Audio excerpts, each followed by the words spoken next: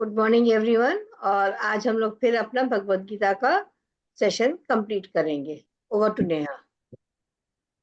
जय Shri Krishna to all of you. आज हम लोग फिर से आए हैं भगवत गीता के एक नए अध्याय चैप्टर 15 पुरुषोत्तम योग के साथ 15वां अध्याय। इसके अंदर हम जिस प्रकार हमने देखा कि भगवत गीता में श्री कृष्ण जी ने मनुष्य को नर नारी जो भी हो सबको पुरुष की संज्ञा दी है। तो अब वो पुरुष की जो उन्होंने संज्ञा दी है तो वो बताएंगे कि पुरुष जो है किस प्रकार के होते हैं और जब पुरुषों में उत्तम पुरुष के क्या गुण होते हैं। तो सर्वप्रथम इसमें श्री कृष्ण जी ने ये बताया है कि श्री कृष्ण की भौतिक जगत और आध्यात्मिक जगत दोनों अलग अलग हैं। इन्हें हम एक नहीं मान सकते, ये दोनों बिल्कुल अलग अलग हैं। तो इसके प्रथम श्लोक से हम लोग शुरू करते हैं, जिसमें श्री कृष्ण जी श्री भगवान कह रहे हैं कि ऊर्ध्व मूलम मध्य शाखा मध्यस्थः प्राहुर अव्ययम छंदांसि यस्य पर्णानि यशस्ते वेद सा वेदविता। यहाँ श्री भगवान ने आदि पुरुष परमेश्वर रूप मूल वाले और ब्रह्म रूप मुख्य शाखा वाले जिस प्रकार संसार रूपी पीपल के वृक्ष को अविनाशी कहा गया है, यहाँ श्री भगवान ने संसार की तुलना एक पीपल के वृक्ष से की है, अविनाशी वृक्ष से जिसका विनाश नहीं हो सकता। तथा वेद जिसके पत्ते कहे जाते हैं उस संसार रूपी वृक्ष को जो पुरुष मूल सहित तत्व से जानता है वह वेद के तात्पर्य को जानने वाला होता है। तो यहाँ एक वृक्ष से इस संसार की तुलना की गई है। इसमें दो अविनाशी जो है वो दो चीजों को कहा गया है कि एक तो परम पिता परमेश्वर और दूसरा ये प्रकृति। उसके जो मूल है जो जड़ है उसको परम पिता परमेश्वर की संज्ञा दी गई है और जो इसका ऊपर का भाग है तना है उसको कहा गया है ये प्रकृति की संज्ञा दी गई है। और यहाँ ये बात जानने योग्य है कि ये एक इस प्रकार का वृक्ष बताया गया है जो एक नदी के किनारे है। नदी के किनारे मीन्स जब आप नदी के अंदर किसी भी चीज की छाया देखेंगे तो वो आपको रिवर्स दिखाई देगी। तो ये वृक्ष जो बताया है पीपल का या बरगद का जो भी आप मान सकते हैं कि इसकी शाखाएं अगर आप किसी नदी में इसकी छाया देखेंगे तो इसकी जड़ें आपको ऊपर दिखाई देंगी और इसकी पत्तियां आपको नीचे दिखाई देंगी। ये आपको रिवर्स मोड में दिखाई देगा। तो वही उन्होंने बताने का तात्पर्य उनका ये है कि ये संसार भी इसी प्रकार से एक छलावा है। जो भौतिक सुख सुविधाएं विषय भोग आपको दिख रहे हैं वो सिर्फ आपके मन को बहलाने के लिए है, ये सत्य नहीं है। इस संसार का सत्य कुछ और है और ये वो परछाई है इस वृक्ष की जो आप नदी में देख रहे हैं। इस अविनाशी वृक्ष की परछाई को हम हमेशा उस नदी के अंदर देखते हैं और इस वृक्ष को समझने का हम प्रयास नहीं करते हैं। और इसमें इस वृक्ष की पत्ते कोपल जो है वो वेदों को बताया गया है। वेदों को क्यों बताया गया है कि जब जिस प्रकार आप धीरे धीरे अध्यात्म के मार्ग पे आगे बढ़ते हैं, परम पिता परमेश्वर को जानने का प्रयास करते हैं, तो वहां तक पहुंचने के लिए आपको वेदों के ज्ञान की आवश्यकता होती है। तत्व सहित उस ज्ञान को जानना, सिर्फ पढ़ना नहीं, उसके मार्ग पर चलना, तभी आप किसी वृक्ष के मूल में पहुंच पाते हैं। उन परम पिता परमेश्वर तक आप पहुंच पाते हैं इस प्रकृति से। और इसमें प्रकृति के तीनों गुणों का भी उन्होंने वर्णन किया है कि ये जो प्रकृति के तीनों गुणों के जिस प्रकार की प्रकृति है आपकी गुण है। प्रकृति जैसा मैंने आपको बताया मध्य भाग को प्रकृति की संज्ञा दी गई है। जिस प्रकार की आपकी प्रकृति होगी उसी के अनुसार आपके पेड़ के पत्ते होंगे। मीन्स जैसी आपकी प्रकृति होगी, अगर आप विषय भोग में लिप्त हैं तो उसी प्रकार की आपकी कोपलें होंगी। तो आपका बहुत मुश्किल होगा परम पिता परमेश्वर तक पहुंचने का मार्ग। बहुत ही गहरी बात उन्होंने इसमें बताई है कि हम संपूर्ण वृक्ष को ना देखकर उस वृक्ष की छाया को हमेशा देखते हैं और इसी छलावे में रहते हैं कि जो सुख सुविधाएं भौतिक सुख विषय भोग हमें मिले हैं यही हमारी जन्म का उद्देश्य है, जबकि ये होता नहीं है। उसके बाद आगे प्रभु कहते हैं नान।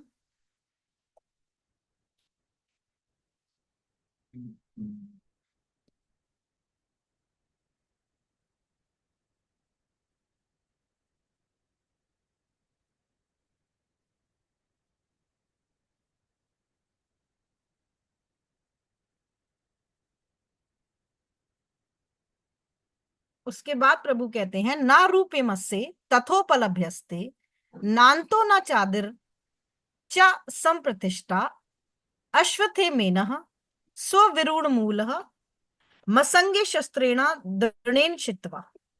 कि संसार वृक्ष का स्वरूप जैसा कहा है वैसा ही यहाँ विचार काल में नहीं पाया जाता, क्योंकि ना तो इसका कोई आदि है और ना ही इसका कोई अंत है, तथा इसकी अक्षी प्रकार से स्थिति ही है। इसलिए अहंता, ममता और वासना रूप अति दृढ़ मूलों वाले संसार रूपी पीपल के वृक्ष को दृढ़ वैराग्य स्वरूप शस्त्र से ही हम काट सकते हैं। यहाँ श्री भगवान ने ये कहा है कि संसार रूपी वृक्ष को, वृक्ष की जो शाखाएं हैं उनको अगर आप काट सकते हैं तो वो वैराग्य रूपी शस्त्र से काट सकते हैं। इसलिए परमपिता परमेश्वर को खोजो और वहां तक पहुंचो जहां नर नारी जहां से कभी भी वापस नहीं आते, और जहां वापस जहां जाने का उनका एकमात्र उद्देश्य परमपिता परमेश्वर को प्राप्त करना है। आपको भोग विषयों से ऊपर उठ के वैराग्य रूपी शस्त्र से इस वृक्ष की शाखाओं को काटना पड़ेगा, तभी आप उस मूल तक पहुंच पाएंगे।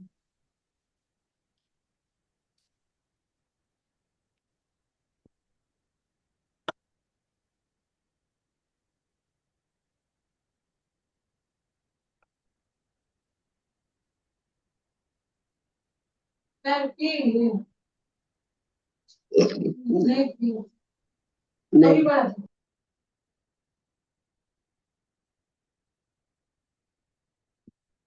अगले श्लोक में भगवान बताते हैं कि ना तत् भाष्यते सूर्यो ना शशांको ना पावकः यद गत्वा न निर्वते तदाम परम ममः। जिस प्रकार परम पद को प्राप्त होकर मनुष्य लौटकर संसार में नहीं आते, उस स्वयं प्रकाश परम पद को न सूर्य प्रकाशित कर सकता है, न चंद्रमा और न ही अग्नि, वही मेरा परम धाम है। हमारा एकमात्र उद्देश्य उस परम पद को प्राप्त करना है जहां से कभी भी आत्मा वापस नहीं आती है और वो सीधे मोक्ष को प्राप्त करती है। जिस प्रकार ये सृष्टि भगवत गीता में कर्म प्रधान बताई गई है, और इसमें यह बताया गया है कि मनुष्य योनि ही एकमात्र इस प्रकार की योनि है जो अपने कर्मों के अनुसार फल प्राप्त करती है। उसके अलावा जो भी योनियां हैं वो सिर्फ भोगने के लिए हैं, और हमारी सिर्फ मनुष्य योनि कर्मों के अनुसार फल प्राप्त करती है। और हमारी मृत्यु के समय हमें हमारी जो पांचों इंद्रियां होती हैं उनके द्वारा किए गए कार्यकलापों के अनुसार ही हमारी आत्मा को शरीर मिलता है। श्रोत चक्षु स्पर्शना चा रसना घ्राणमेव चाधिष्ठ्याय मनश्च विषयानुवते सेवति। यहाँ श्री भगवान कहना चाहते हैं कि यह जीवात्मा श्रोत चक्षु और त्वचा को तथा रसना घ्राण और मन को आश्रय करके, अर्थात इन सब के सहारे से ही विषयों का सेवन करता है। ये हमारा जो शरीर है, इसकी जितनी भी आपकी इंद्रियां हैं, शरीर, कान, आंख, त्वचा, नाक, इन सब का सहारा लेकर ही मनुष्य जो है वो विषयों का भोग करता है। और योगी ही इस बात को समझ पाते हैं कि ये विषय भोग जो है ये हमारे लिए कितना घातक है, किस प्रकार हमको अपने मन के ऊपर कंट्रोल करके और अपने शरीर को इस विषय भोग से ऊपर उठाना है। यदात्य तेजो जगत भाष्यते अखिलम यच चंद्रमसी यच्च चागो तजेहो विद्धि मामकाम। सूर्य में स्थित जो तेज है संपूर्ण जगत को वो प्रकाशित करता है, तथा जो तेज चंद्रमा है और जो अग्नि में है उसको तू ते मेरा ही जान। यहाँ प्रभु कह रहे हैं कि जो तेज सूर्य में है, जो चंद्रमा में है और जो अग्नि में है, वही तेज जो है वो मेरे ही कारण है।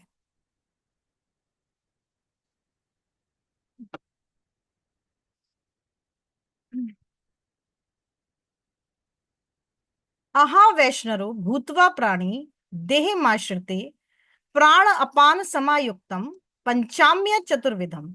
यहाँ फिर से वही प्राण अपान वायु की बात की गई है, जो वायु जिस हमने पहले जो बात की थी भगवत गीता में, है कि मैं ही सब प्राणियों के शरीर में स्थित रहने वाला प्राण और अपान से संयुक्त वैश्वानर अग्नि रूप होकर 4 प्रकार के अन्न को पचाता हूं। यहाँ प्राण अपान वायु की बात श्री भगवान ने की है, और कहा है कि ध्यान हमेशा श्वास और प्रश्वास से ही होता है, जो हमारी प्राण अपान वायु है उसी से होता है। और भगवत गीता में 14 प्रकार की अग्नियों की बात की गई है, जहां यहाँ उन्होंने कहा है कि प्राण और अपान से संयुक्त वैष्णवर अग्नि रूप होकर 4 प्रकार के अन्न को पचाता हूं। जो हम बात करते हैं जठर अग्नि ना, जो हमारे उदर में होती है, कि अगर वो अग्नि मंद हो जाती है तो ना हमें भूख लगती है, ना हमारा भोजन पचता है। और 4 प्रकार का जो अन्न जो बताया है इस भगवत गीता में, वो बताया है कि एक पेय पदार्थ जिसे आप निगलते हैं, एक सॉलिड फॉर्म में जिसे आप चबाते हैं या चूसते हैं, एक जिसे आप जीवा से टच करके चाट के खाते हैं। वो 4 प्रकार का अन्न जो है वो पचाने के लिए भी आपको जो अग्नि ईश्वर द्वारा प्रज्वलित की गई है आपकी उदर में, अगर वो नहीं होगी, वो मंद हो जाएगी या वो समाप्त हो जाएगी, तो ना आपको भूख लगेगी और ना आप उस 4 प्रकार के अन्न को पचा सकते हैं। तो ईश्वर जो है वो सिर्फ अन्न के उत्पादक नहीं है, वो अन्न को पचाने के लिए भी आपको उस अग्नि की जरूरत होगी, जो जीवात्मा जो आपके शरीर के अंदर वायु के रूप में विराजमान है। द्वामिमो पुरुषो लोक शर अक्षरा एवं चा शर शर्वाणी भूतानी कूटस्थो अक्षरा उच्यते। इस संसार में नाशवान और अविनाशी ये 2 प्रकार के पुरुष हैं। इनमें संपूर्ण भूत प्राणियों के शरीर तो नाशवान है और जीवात्मा को अविनाशी कहा गया है। यहाँ अब बात होती है पुरुष की, जो मैंने अभी आपको बताया कि पुरुष की संज्ञा दी गई है नर नारी सबको ईश्वर के द्वारा। तो भगवान ने यहाँ 2 श्रेणियों में बांटा है, शर और अक्षर। तो शर जो होता है, जो अभी भी इस भौतिक जगत में है, मीन्स जो परिवर्तन से गुजर रहा है, जिसका जन्म हो रहा है, जो वृद्धि कर रहा है, जो प्रजनन की क्रिया कर रहा है, जिसका क्षय हो रहा है और जो विनाश की ओर जा रहा है, जिसके शरीर का विनाश होगा, वो शर होता है। और अक्षर होता है जो इन सबसे ऊपर जा चुके हैं, वो अवस्था जो आध्यात्मिक अवस्था होती है, जो हम योग के द्वारा प्राप्त करते हैं, जब आपका शरीर परिवर्तन के दौर से नहीं गुजरेगा और एक रूप होगा। मीन्स परम पिता परमेश्वर की प्राप्ति आपको हो जाएगी और आपका शरीर इस परिवर्तन के दौर से ऊपर उठ जाएगा। तो 2 प्रकार के पुरुष की संज्ञा यहाँ दी गई है और इन सबसे सर्वश्रेष्ठ उन्होंने बताया है स्वयं परम पिता परमेश्वर को। पुरुषों में उत्तम पुरुषोत्तम, तो जो हमारे चैप्टर का नाम है पुरुषोत्तम योग, कि जब शर कैटेगरी से आप ऊपर जाएंगे और अक्षर को प्राप्त करेंगे और उसके बाद आप उत्तम पुरुष बनेंगे। अब इसीलिए श्री भगवान को पुरुषोत्तम कहा जाता है। पुरुषोत्तम उनका नाम है क्योंकि पुरुषों में सबसे उत्तम। इति गुहातम शास्त्रो मद मुक्तम मधानधा एतुद्ध्वा बुद्धिमानस्य कृत्य कृतश्चे भारतः। कि उन्होंने कहा है कि हे अर्जुन, इस प्रकार ये अति रहस्ययुक्त गोपनीय शास्त्र मेरे द्वारा कहा गया है, इसको तत्व से जानकर मनुष्य ज्ञानवान और कृतज्ञ हो सकता है। श्री कृष्ण जी ने कहा है कि ये जो वाणी है, जो श्री कृष्ण जी की वाणी है, ये एक संपूर्ण शास्त्र से भगवत गीता में कहा गया है।